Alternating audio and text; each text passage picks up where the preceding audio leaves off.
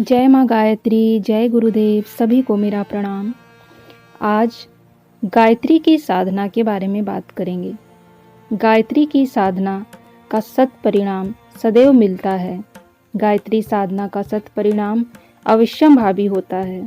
इसीलिए गायत्री साधना करते समय अपना मनोबल कभी भी ना गिराएं, हमेशा उसमें संलग्न रहें। आइए जानते हैं गुरुदेव ने क्या कहा। गायत्री साधना का सत्परिणाम अवश्यंभावी। गायत्री साधना का प्रत्यक्ष परिणाम है सात्विक आत्मबल की अभिवृद्धि। सात्विक आत्मबल के 10 लक्षण हैं: उत्साह, सतत परिश्रम, कर्तव्य परायणता, संयम, मधुर स्वभाव, धैर्य, अनुद्वेग, उदारता, अपरिग्रह और तत्वज्ञान।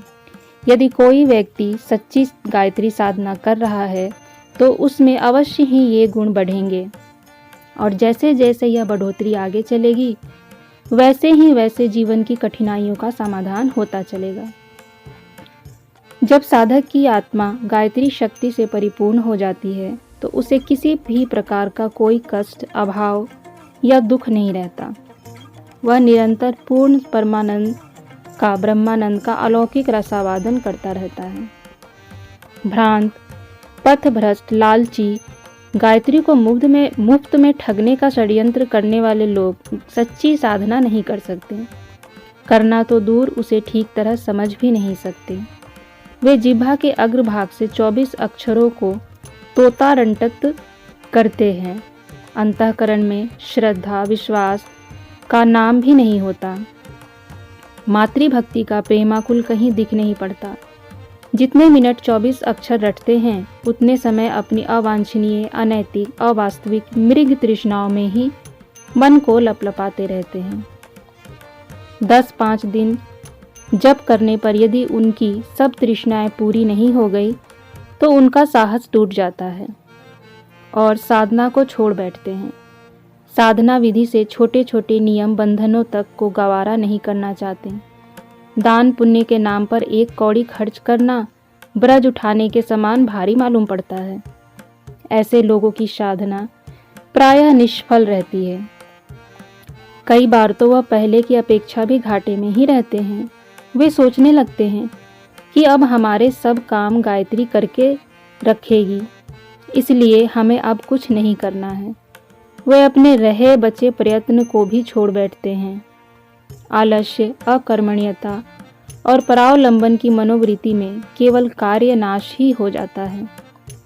ऐसी दशा में उनका लंगड़ा लूला विश्वास भी नष्ट हो जाता है और भविष्य में आत्मविद्या के दुरुपयोग से कोई लाभ उठाने का उनमें कोई उत्साह भी नहीं रहता।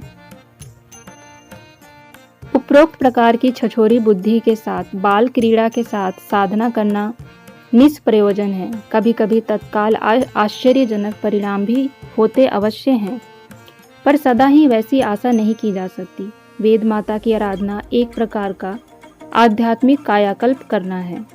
जिन्हें कायाकल्प कराने की विद्या मालूम है वे जानते हैं कि इस महाअभियान को करते समय कितने धैर्य और संयम का पालन करना होता है। तब कहीं शरीर की जीर्णता दूर होकर नवीनता प्राप्त होती है।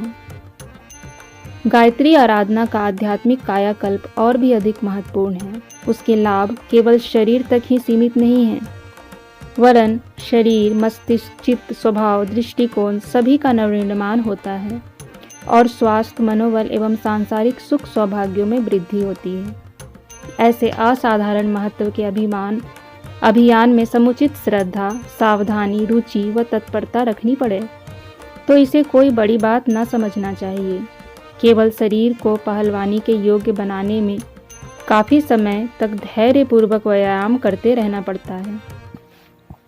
दंड बैठक, कुश्ती आदि के कष्ट साध्य कर्मकांड करने होते हैं।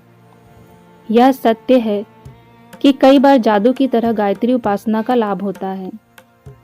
आई हुई विपत्ति अति शीघ्र दूर हो जाती है और अभीष्ट मनोरथ आश्चर्यजनक रीति से पूरे हो जाते हैं। पर कई बार ऐसा भी होता है कि अकाट्य प्रारब्ध भोग न टल सके और अभीष्ट मनोरथ पूरा न हो। गीता में भगवान श्री कृष्ण ने निष्काम कर्म योग का ही उपदेश दिया है। साधना कभी निष्फल नहीं जाती, उसका तो परिणाम मिलेगा ही, पर हम अल्प यज्ञ होने के कारण अपना प्रारब्ध और वास्तविक हित नहीं समझते। इसीलिए हमें सदैव गायत्री साधना के लिए तत्पर रहना चाहिए और अपने मनोबल को नीचे नहीं गिरना देना चाहिए। चाहे लाभ मिले या ना मिले, एक दिन अवश्य लाभ मिलेगा। इसी आशा के साथ प्रतिदिन हमें रोज की तरह और भी उत्साहवर्धक होकर अपनी साधना को और भी बढ़ाते रहना चाहिए। कभी भी अपना मनोबल गिरे तो उसे उठाने के लिए पूज्य गुरुदेव के किसी भी साहित्य को उठाकर पढ़ लेना चाहिए और फिर से अपने जीवन को एक नई ऊर्जा से भरकर गायत्री साधना में लग जाना चाहिए। गुरुदेव ने स्पष्ट कहा है कि गायत्री साधना कभी निष्फल नहीं जाती तो निष्फल कभी नहीं होगी। जय गुरुदेव।